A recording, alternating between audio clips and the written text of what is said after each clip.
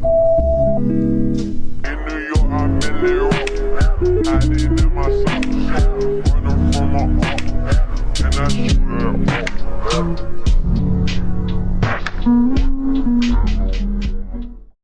Hey y'all, it's me and Moxie, and today this is a different video. I thought that maybe I should either do sorry, either doing story times, or I should do all the previous videos I've been doing, like role plays and Adopt Me videos and Brookhaven videos and Tower of Hell videos. And guys, I've got a video coming out tomorrow or today. And that's what I've been thinking. So I'm just going to be doing a story time today. And I hope you guys enjoy it. Hey guys, this is a story of how I almost got kidnapped. So let me set the scene. I was with my best friend, jamming like best friends do, singing along to songs we loved.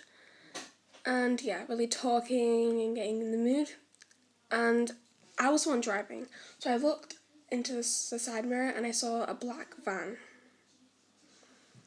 And once I saw that black van, I knew something was up, but I decided not to tell my best friend. And by the way, my best friend's called Kayla.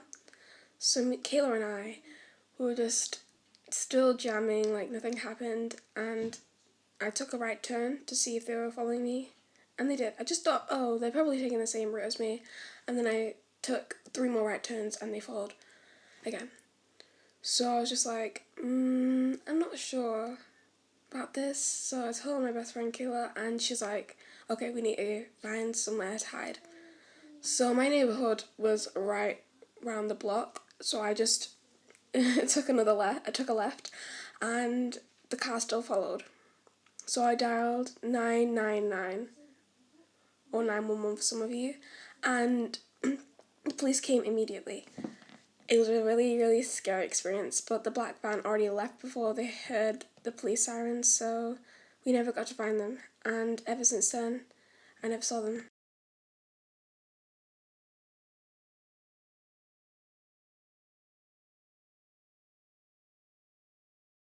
Quick disclaimer, guys, you can skip past this bit, but I advise you to listen. This is the last story time, the first and last story time I'm going to do with my voice. Maybe I'm going to do them for the start of each video I do story times, but yeah, I just don't have my voice. Anyway, guys, let's go on with the video. Story time on how I got locked in the library. So it was a Tuesday afternoon, and I was just bringing my lunch to the library to study for my upcoming exams that week, and I just decided that if I prepped, I would get good grades.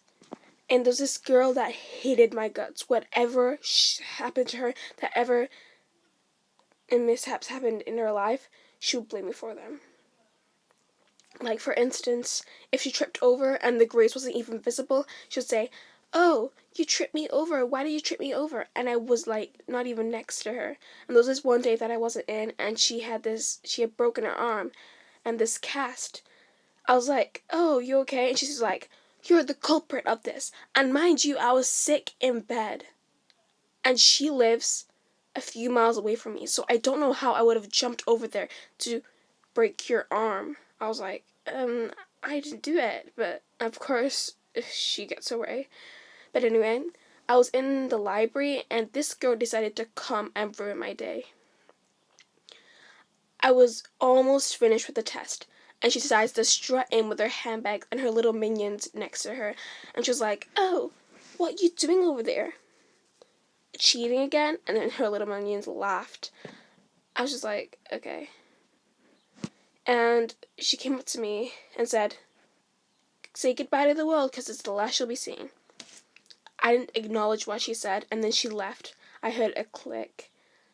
I ran to the door, and I saw it was locked. I was so nervous. I was striding through the room, my tears streaming down my face. I remember the day vividly. I was so upset. And it was like a day or two later because I didn't have my phone on me. Unluckily, because I didn't bring my phone to school to cause no distractions for my exam. So I was really nervous. And there was the phone that was there. It didn't work properly. And I didn't know what to do. I was literally crying. The library teacher came the next day, or so I thought it was the next day. And she was like, "What are you doing here? It's too early for you to come here. I locked up yesterday." And I was like, she locked me in, but no one believed me. Until this day, no one believes me. And this girl gets her way. Part 2, because that's at the end of her antics. Part 2 of the girl that locked me in the library. You may be thinking, oh, well, this story's over. Well, this was not the first time she locked me in the library. It happened twice. And the second time it happened, I called the police because I had enough. This girl was crazy. I dialed 111 as it wasn't a great emergency. And my mum, she told me to because I didn't know what to do. Like, no one was on my side. And she even threatened to kill me one time. If you guys want to hear that story time, you can comment it down below. And my mum was just like, okay, none of this is enough. Since no one believes you, the police will. And I went to the police station because 111 obviously didn't work because the police don't come on time all the time. So then I was just like, okay, so what do I do? And the police just said, well, if it happens again, then you should call us and we'll take her to the mental hospital because apparently she had some sort of mental disease. And if she had some mental disease, then why didn't they take her away? Because she's a threat to the school, obviously. But no. I had to endure her pain for another 2 years. And there was this one day, I was sleeping in bed, and there was this shadow looming over my room. I thought it was my brother playing a prank on me, but it turned out to be the girl. And for legal reasons, I'm not naming her. And she was just looming over my bed with a knife. She was smiling, and I was sweating so much. And she said, I'll kill you if you don't give me your money. I was like, I don't have any money. And then she threatened to kill the whole family, so I gave her the money I had. Then she said, be my servant, or I'll kill your family. So I had no choice. I followed her in my PJs, and she had this big black van.